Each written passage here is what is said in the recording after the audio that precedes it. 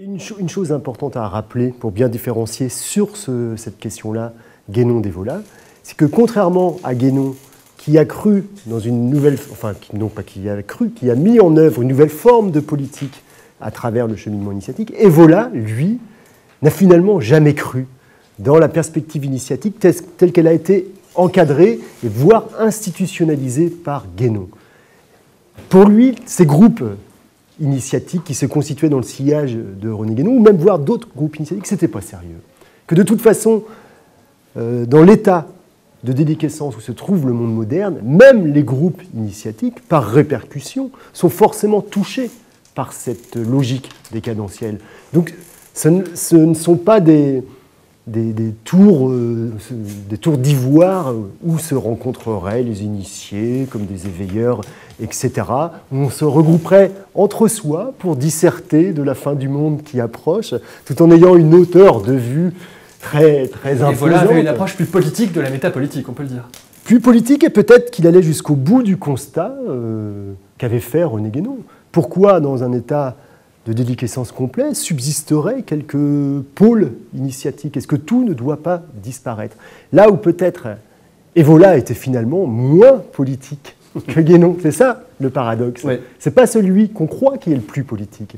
Car Guénon, en définissant ce qu'est le parcours initiatique, il va se trouver en phase avec la demande religieuse contemporaine, la demande religieuse d'aujourd'hui. Vous lisez, c'est assez incroyable d'ailleurs, c'est pour ça je crois qu'il est aussi actuel.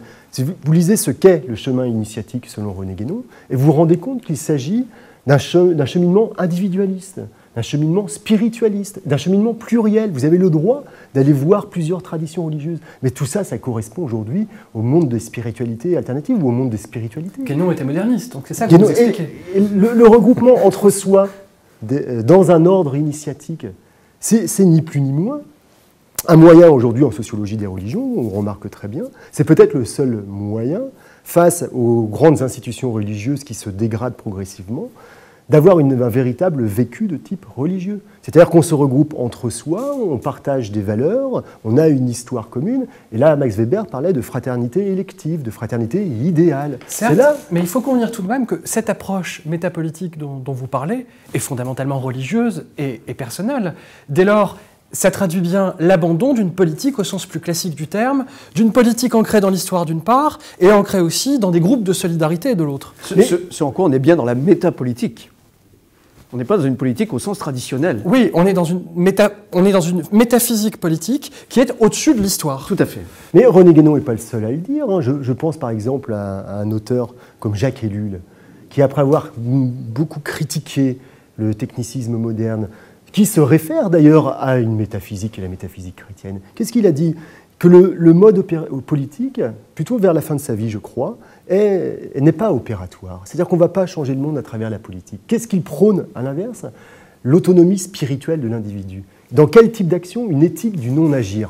Incroyable. Guénon n'est pas le seul. Si ce n'est que dans le cas d'Ellul, sa pensée s'articulait d'une manière beaucoup plus précise avec les réalités du monde actuel, la technique notamment. Ce qui n'est pas le cas chez Guénon, qui, en revenant systématiquement à une posture purement métaphysique et spirituelle, abandonne dans son analyse les contingences historiques qu'il semble regarder avec un certain mépris.